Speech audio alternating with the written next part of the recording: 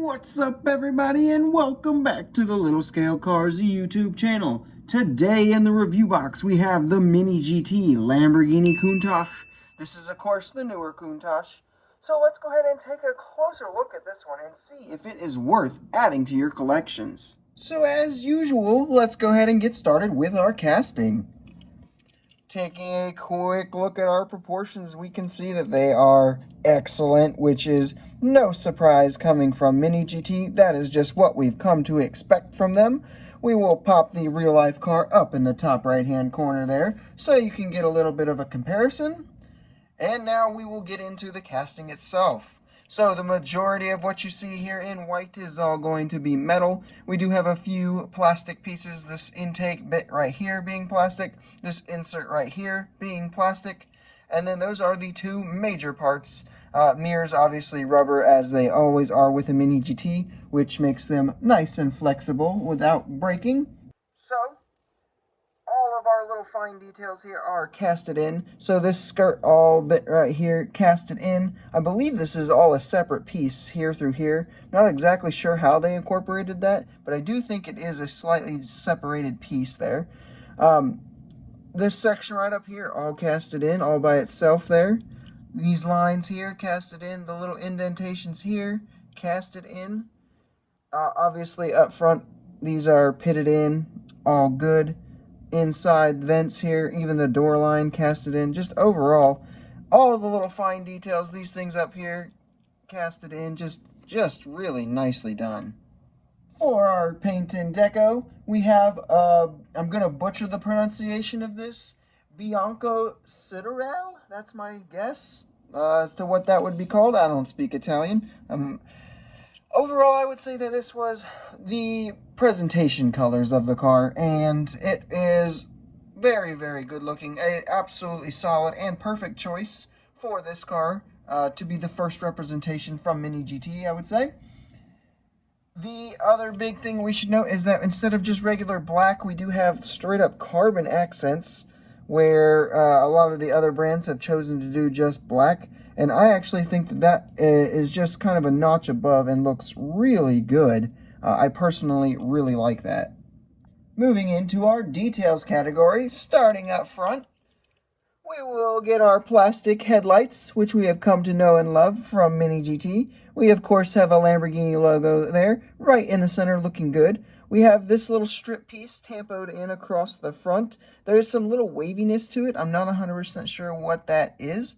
There also is no, like, Countach logo there, which I swear the Hot Wheels one had. I'll have to look back and make sure.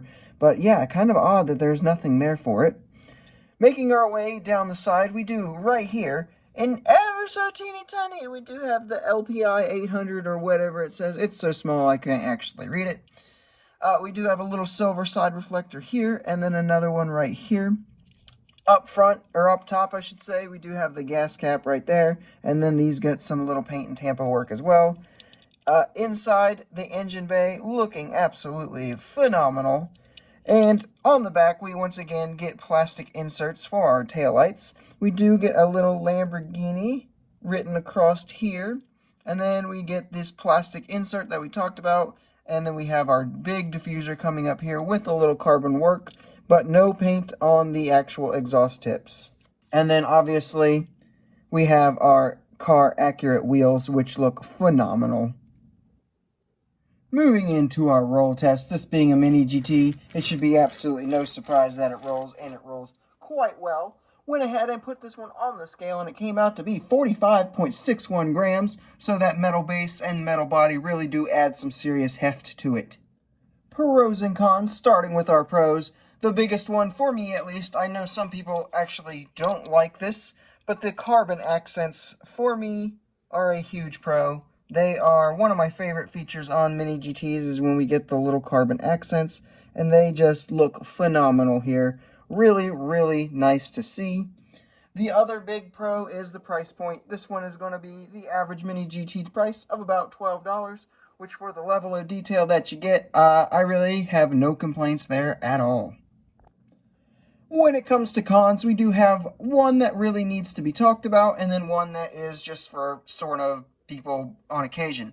So the big one that everybody else seems to talk about that doesn't bother me is the interior section. So they went with just a black interior, which to me looks perfectly fine.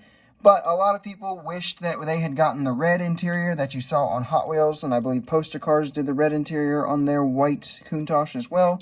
So I do kind of agree the red interior would have probably looked better, would have really popped. But for me personally, I'm not hugely concerned with that. What I am hugely concerned with is that this front decal that we kind of talked about in the detailing department, it is just kind of placed there. So it is touching physically to about here and touching physically to about here. After that, there is no actual casting directly behind this little thing. So this tampo is just kind of hovering there. And if you poke it too much, it's going to get stuck inside. So if I move the turntable out of the way, you can actually kind of see where mine is starting to get stuck up in the lip there because I was poking it with the toothpick earlier. So very hard to tell, and unless you're actively poking it, you'll never notice it. But definitely very odd that this kind of tampo decal thing is just hovering there. For some quick size comparisons, here we have it with some other Lamborghinis you might have in your collection, with the Lamborghini Cyan from Hot Wheels and the Lamborghini Aventador SV from Tarmac Works.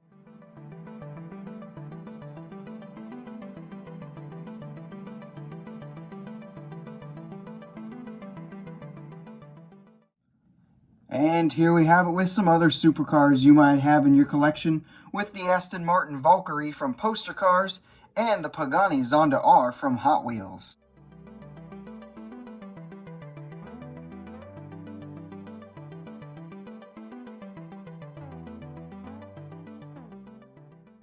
So with all of that out of the way, it is now time to give our final scores. The hype level, I'm only going to give an 8.5 out of 10.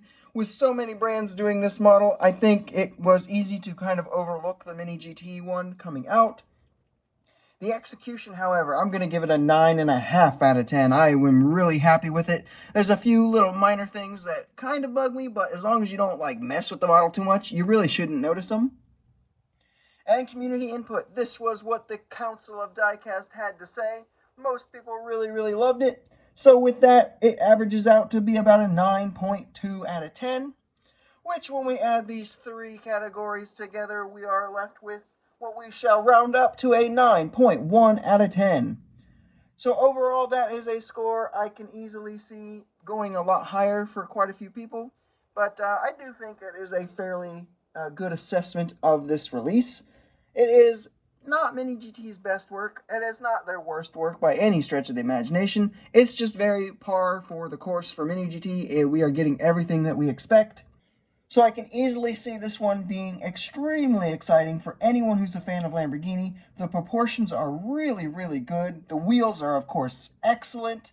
And I absolutely love the carbon accents. I can see if you're not a fan of the carbon accents, some of the other choices for this car might be more for you. But the carbon accents for me really add quite a lot. So for those reasons, I do highly recommend this one. This is the Countach to get, in my opinion. There is a Poster Cars version. I have that. There is obviously the Hot Wheels version, which we have already reviewed. I have that. Of the three, I prefer the MiniGT. But just about every major brand of diecast has done the Countach. There's a Tomica, there's a Welly, I believe there's a Majorette, there is a Pop Race one still coming out. There is HH Toys, I believe, is doing one. I mean, I could probably go on. There are so many versions of this Countach either already out or soon to be out. So there really is a lot of competition here. So pick what you like, but if you want a nice, inexpensive model, the MiniGT is a great choice. And with that, guys, that is all I have for this review. I hope you've enjoyed it. If you have, make sure you leave a like, subscribe if you are new, and tell me what your thoughts are on this particular model in the comments down below, and I will see you in the next video.